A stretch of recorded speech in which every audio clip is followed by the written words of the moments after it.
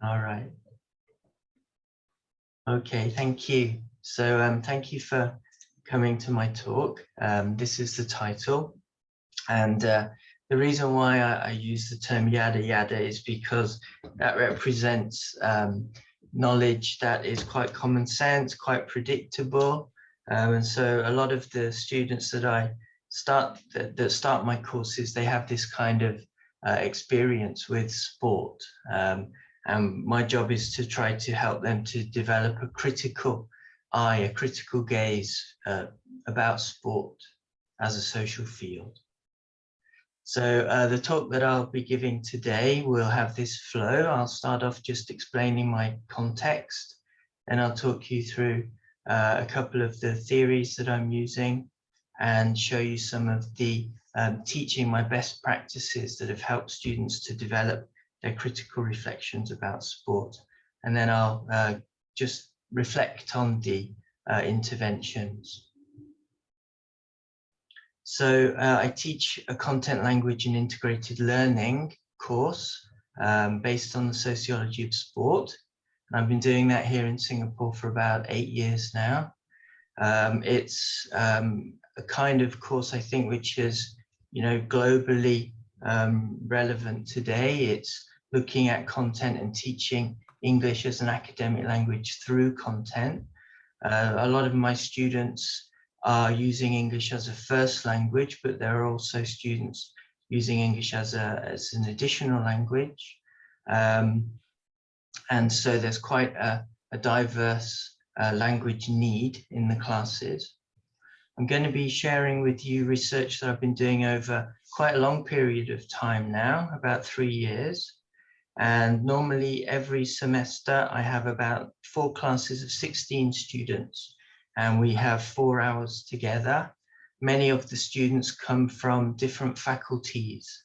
So the idea is that I'm helping them as a kind of foundation course to develop their research skills and develop their academic English skills. So they produce 2,500 word IMRAD paper based on the sociology of sport. And as you can see as well, although most of the students are Singaporean from different ethnicities here, there are also other nations involved. And the particular aspect that I'm sharing with you is how I teach students to write the theoretical framework section for these papers. So this is a kind of typical theoretical framework section that I'll have from students with a kind of very common sense outlook to it. So you can see that with this text, the student is not really using any technical content. The student refers to papers in this theoretical framework section, but doesn't really go into the abstract, more academic meanings that are available in these papers. So Wallace et al. And Weisinger and Pauline Fry, they talk about ego versus task-oriented motivations. And you can't see that in the text. We're just talking about pressure being a part of competitive sport, and handling pressure can be learned. So very little technical content. And so my idea is with the students to show them that there are different ways, different gazes to explore sport. And very often we start off with what's called the 5 grand theories. And I'm showing you how I teach students to try to take on one of these gazes. And for me, critical reflection is not just about processes like empathizing. It's really about uncovering struggles between unequal interests and groups. And you can see this quite clearly through sport. Although, of course, a lot of my students don't take on this kind of very critical perspective, many also do. So one thing that's quite difficult about teaching a theoretical framework section for an IMRAD is the conceptually dense texts that you have to explore. There have been quite a few papers on this. I've researched it myself, trying to teach concepts like ontology and epistemology. Clarence has also researched how political science lecturers teach concepts. And the difficulty is very often that, teachers don't define enough, they don't exemplify enough, and they don't show students how concepts are connected. So I used semantic gravity from LCT to help me to teach concepts like ontology and epistemology. Clarence looked at how lecturers in political science should try to link concepts like democracy and sovereignty for students, and that they have this implicit knowledge themselves that students might not have. So this is really the crux of what I'm talking about today. How can concepts be taught in these ways, through these particular acts? And so what I've developed over time in my best practices is this kind of chronological process where I start off showing students what semantic gravity is, and talking about concepts using semantic gravity profiles as visuals. And so I'll talk to you about entry points and upshifts, entry points and downshifts, disconnected high flat lines, semantic gravity waves, and I'll bring in how I used SFL as well at this stage. And then I'll show you an example of a student text with the student's own semantic gravity profile.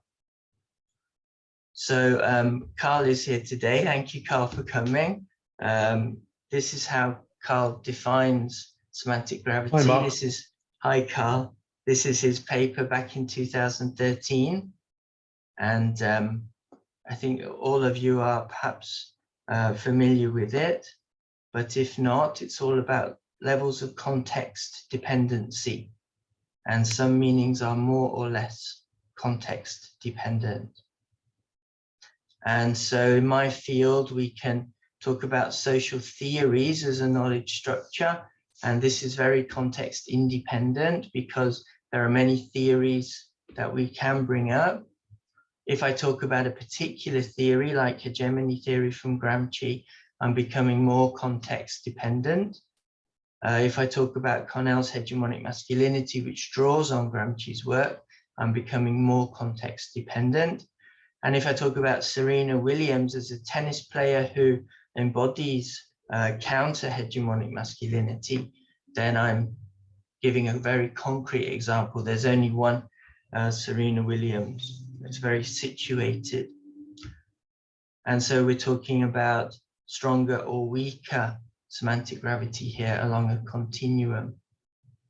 And as you know as well, we can talk about weakening or strengthening semantic gravity. So if we're drawing generalizing principles from a minute specific context or case, or if we're moving down from abstracted concepts to examples. And as you know as well, we can heuristically map profiles and ranges. So we can have high flat lines if meanings are very abstract continually. We can have low flat lines if they are very context dependent, very concrete. And we can produce waves if we shift between meanings. Okay, so the example that I showed you earlier was very much a low flat line because it's very context dependent. So we're talking about context throughout here. It's almost like a narrative of a game in a newspaper. And so I've been using visuals, using semantic gravity. I've been teaching my students what semantic gravity is, and I've been providing them with these kinds of visuals. So these are accompanying the texts that I use to show students, to help them to develop an academic gaze to sport. And so this is a typical teacher talk with a typical visual to support it. And this is talking about entry points and upshifts. So entry points is really knowing the semantic threshold of the students. And what I'll do at the beginning of the module is I'll give students a handout with a lot of terms related to the theories. So for example, functionalist theory goes into deviance quite a lot. And functionalist theory looks at interdependence a lot.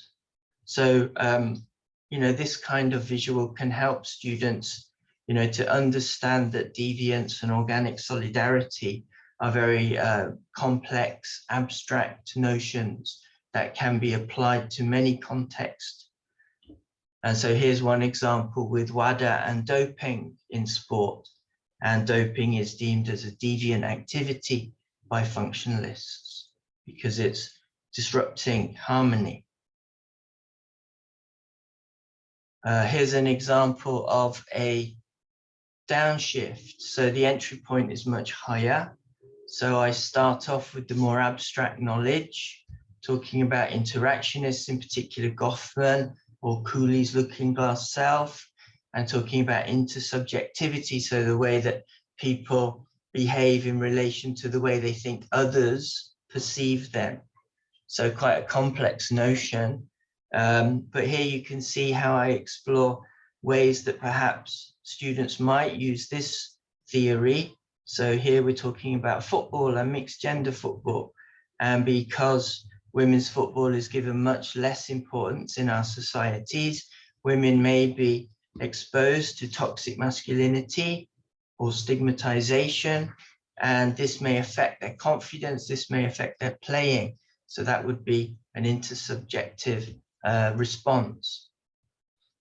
And so again, I use this as a visual to help students, to show them what they might do with regards to applying a theory once we've started learning the concepts related to that. And then here's another visual that I've used, which shows a disconnected high flat line. In this text, what you're seeing is a lot of abstract notions, and they're not connected. So the student is not really defining or exemplifying. So we're talking about socialization process through muscularity, how the body affects self-identity, discipline of the self, which comes from Foucault, normalization of pain. So all of these concepts which have quite a significant body of knowledge related to them, just being presented and the meanings not linked together. The only thing that's really defined in this text is hegemonic masculinity, set of practices that maintain male dominance. All the others, if I gave this to a person who doesn't know these concepts, I think they find it quite difficult to link them in meaning.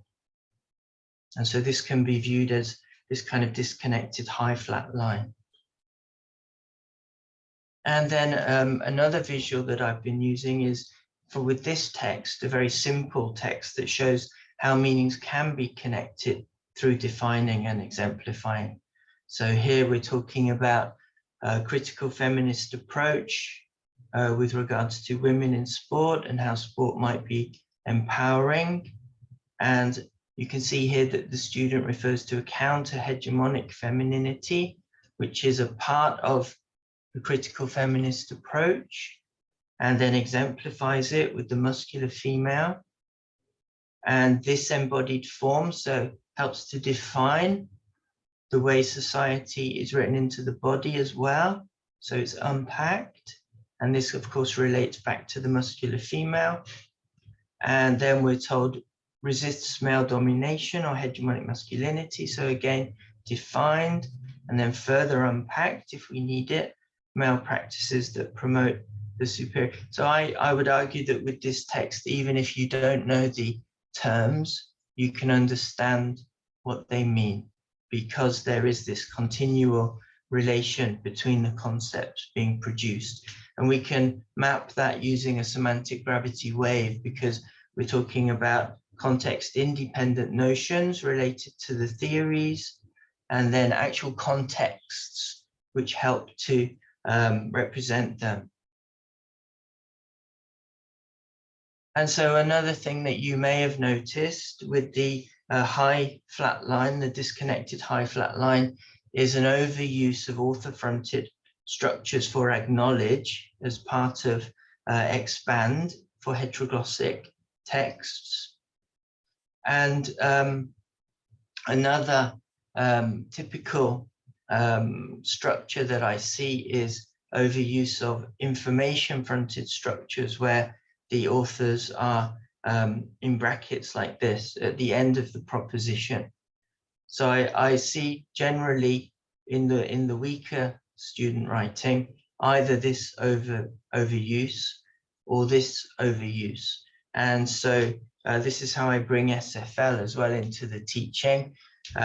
We do some text mining in class, and we have 12 papers for our module that I select, and we do some text mining, and we say, you know, yes, we do have information fronted and author fronted, acknowledge, but we also have other linguistic elements that do it too. And in this extract, you can see several different types of structures being used. And what I did was I built a corpus with my 12 papers a couple of semesters ago. And the corpus was about 8,500 words in total. And to do my searches within Vivo, I used prepositions, adverbials. I looked at processes as well that are used for projecting clauses.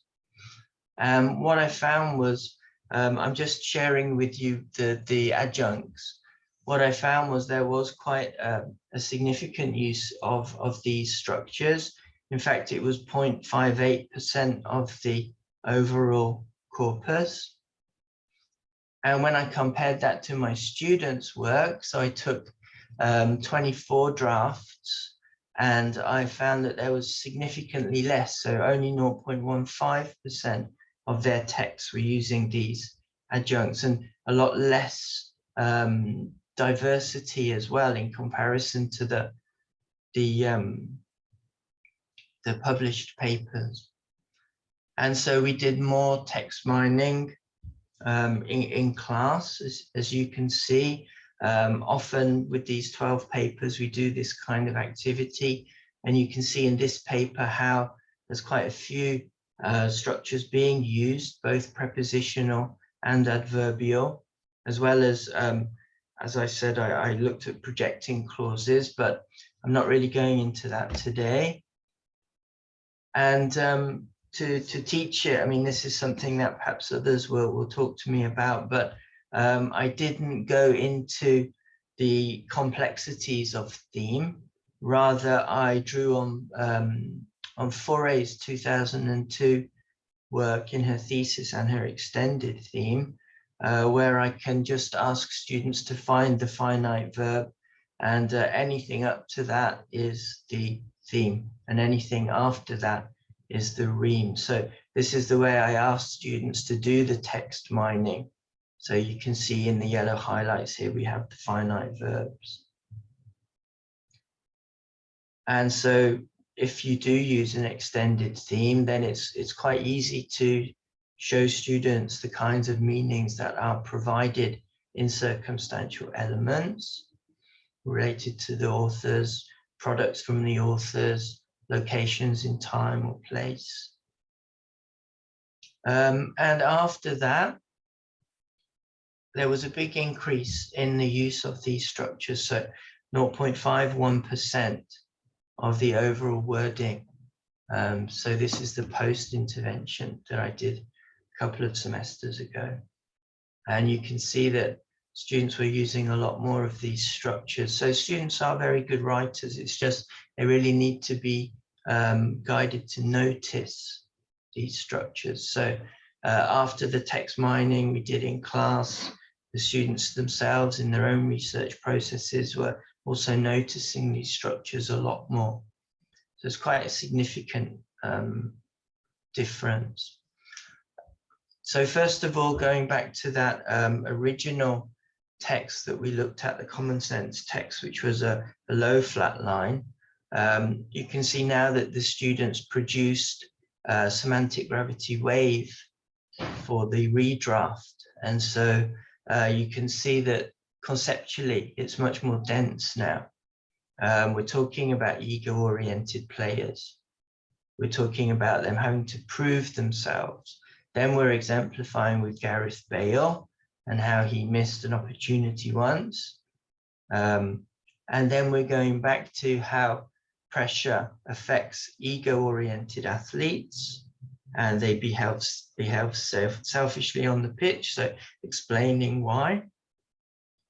And then the student talks about this cycle of underperforming, which might be created if an athlete, does badly, and the pressure from the fans may increase the lack of confidence, and this can produce a cycle. So you can see that the student is at least trying to produce a wave here. This is my wave of the text. But what I've also done in class is I've asked students to produce their own gravity wave for their own texts. And so this is an example of a very good one. And you can see that the student has carefully thought about the abstract concepts that are being used, sometimes perhaps not very technical, cognizant choices, and hierarchy, but you can see that the student is really trying to work hard at coming up with the abstract notions and either exemplifying or defining them here at the bottom of the waves.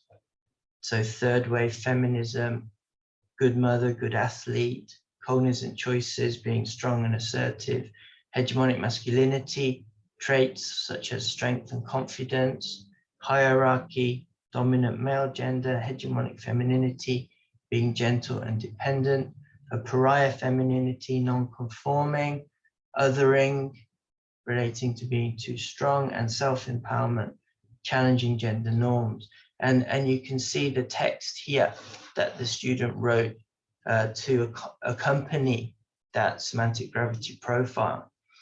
And you can see that there are quite a few structures being used, some circumstantial elements, some projecting elements. But what you'll see mainly is very good coherence and very good structuring using abstract and concrete notions. I'll give you a second to read that.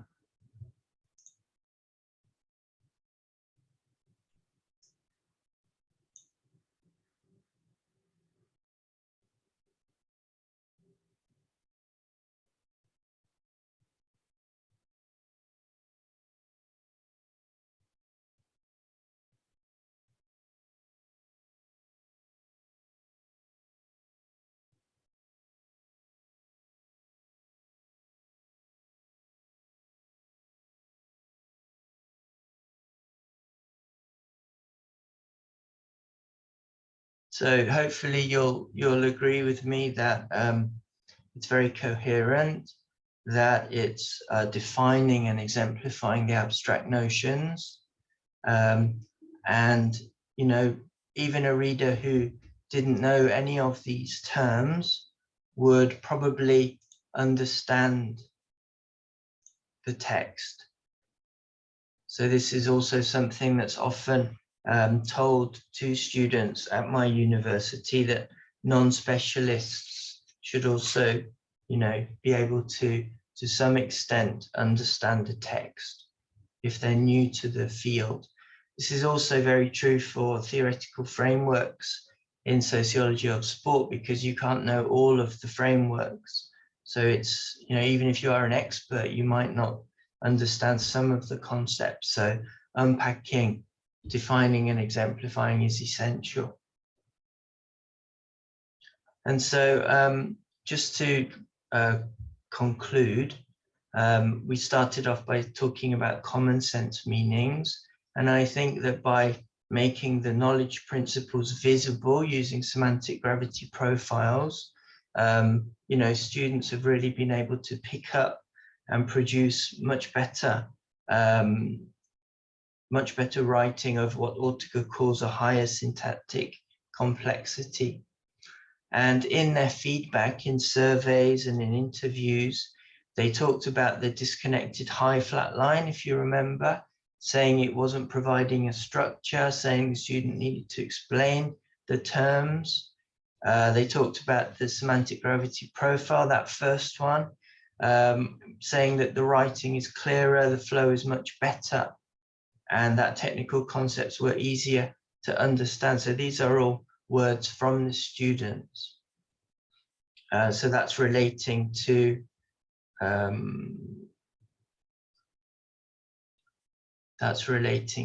this here. That's the comments on this one. And you'll see that there was an improvement using the text mining as well for SFL. But there's some caveats from the action research. If you're doing entry points and upshifts, then students might lack the knowledge of the theories to understand it. So it's a good idea to really think about where you're going to enter for your talk. With regards to entry points and downshifts, students might actually have a lack of knowledge at the empirical level with concrete structures. So we talked about women's US football team. Students might need some input on that to look at how interactionist theory or how feminist theory could function. One thing with entry points and downshifts was this Icarus effect. And that is that students don't understand the theory well enough to apply it well. So I had one student trying to use Gramsci's hegemony theory to explore how corporations can win the hearts and minds of their employees. And I said, I don't really think Gramsci would talk about corporate culture. So that was something that I think represents this Icarus effect. As far as the limitations and future research, I would say that one of the limitations, of course, is the corpus size that I used for text mining and looking at the different use of circumstantials. So I'm building up a larger corpus now for that. And also perhaps bringing in Hallidayan theme analysis rather than Forey's extended theme for my next text mining. I'm not sure about that. My students are not linguists. So if anyone has any advice on that, that would be great. All right, so thank you for your time. And I hope that, I've explained how I use semantic gravity profiling effectively in my best practice. Okay, thank you very much, everyone. Please give a hand. Mark, we have like a little more than 1 minute. A big question from Jody Martin in the chat. Can you see that there, or shall I read it? Yeah, I'll just quickly jump in. Thank you. I put it in the chat in case I do. forgot. Please do, go for it. I just noticed that you've chosen to work with a two-cut semantic gravity profile, just having high and low, and just wanted to ask you a bit more about the selection of that delicacy, because like sometimes I find it better to work with 3 cuts, sometimes 2, that sort of thing. You found that adequate for your needs? So far it's been adequate because what I've been doing is using it for actual presentations in the class and using it as a scaffold to show how the texts are operating. I might try to bring in more complexity in the future, but like I said, at the moment for a teaching tool, it's pretty flat. Yeah. I mean, I do notice the texts you're working with don't seem to need that sort of generalization middle stage as much as perhaps the ones I'm working with. So it was interesting to see a comparison at that level. I mean, I could probably analyze the text and make it much more complex. I mean, and I have done in the past to do that when I have more time. But at the moment, because, you know, this is really just one aspect of the pedagogy, I'm finding that at the moment that's functioning well enough for the weaker students to improve their work. And the stronger ones, if they produce their own semantic gravity profile, I find that, you know, it's really helping them to produce excellent advanced writing, just the way it is at the moment. Fantastic. Great. Right. Thanks for sharing. Okay, again, thank you very much. Everyone, please give a round of applause to Mark. Thank you very much for your talk. Let me stop the recording.